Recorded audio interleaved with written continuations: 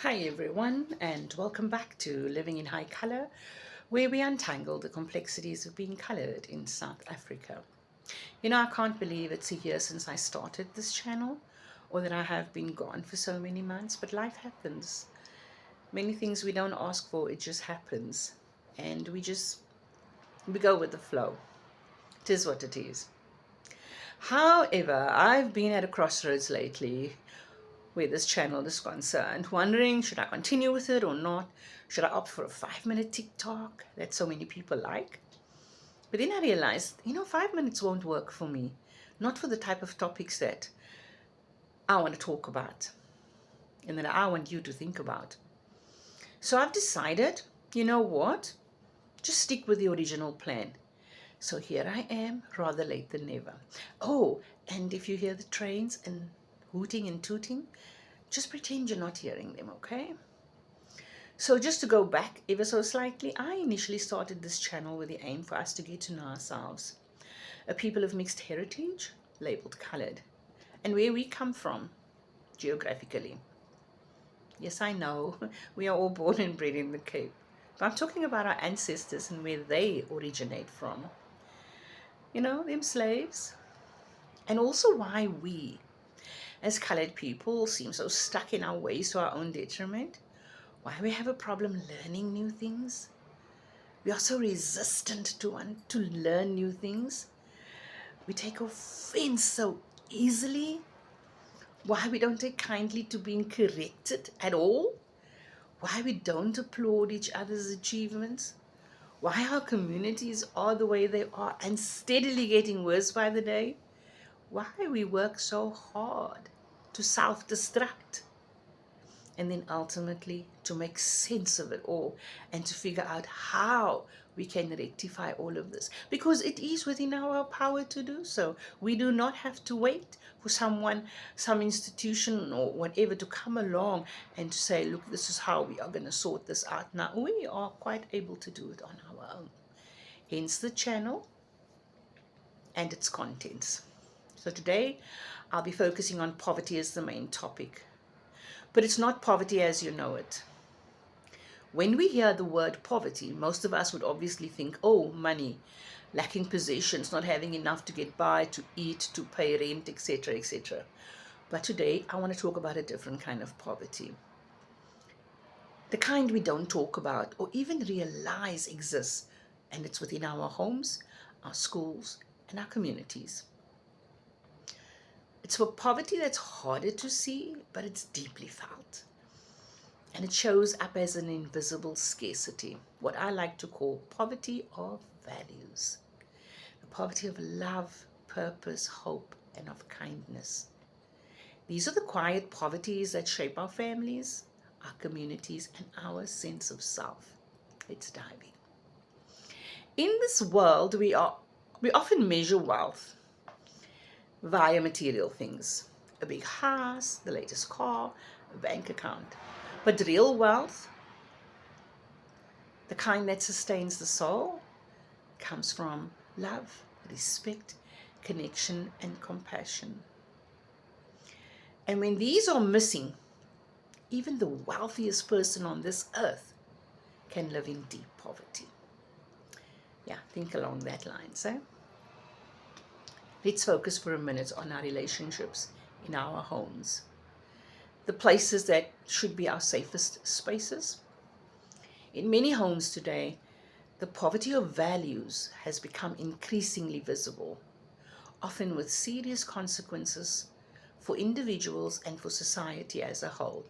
Here's what it looks like up close.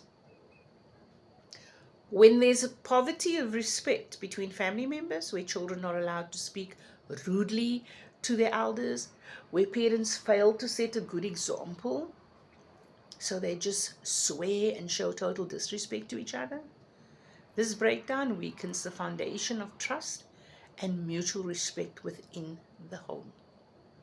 When there's poverty of honesty and integrity, when children see adults lying to other adults, maybe even to each other, maybe to avoid responsibility, to cover up mistakes, or maybe for personal gain over time, The children learn that dishonesty is acceptable if it helps them to get ahead.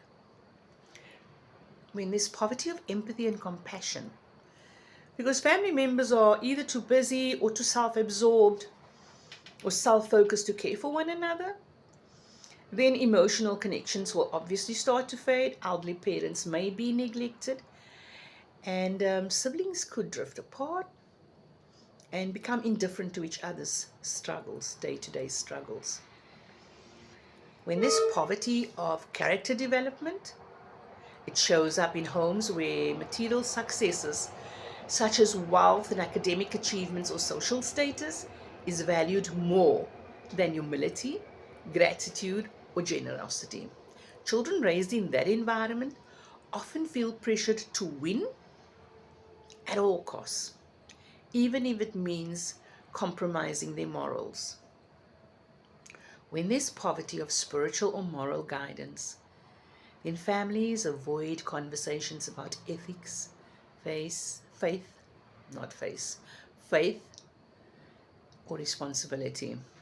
This is where children grow up without a clear sense of right or wrong, and they often struggle with decision making, self discipline, and moral direction. And sadly, it runs even deeper into our daily interactions through a poverty of encouragement. How often this is on display. This is the lack of positive reinforcement, motivation, and emotional support in our homes. And this is how that specific emotional lack, or as I call it, poverty, plays out. When there's no praise for effort or improvement for a child who studies hard but still struggles, that child feels that his or her effort is meaningless. So why bother trying? When there's no recognition of a new skill a child has learnt, that child learns to feel invisible, which discourages them from taking initiative in the future. When they are constantly compared to others or with others, you know the phrases, hey, why can't you be more like so and so, whatever. Those comparisons chip away at self esteem and creates a lifelong feeling of never being good enough.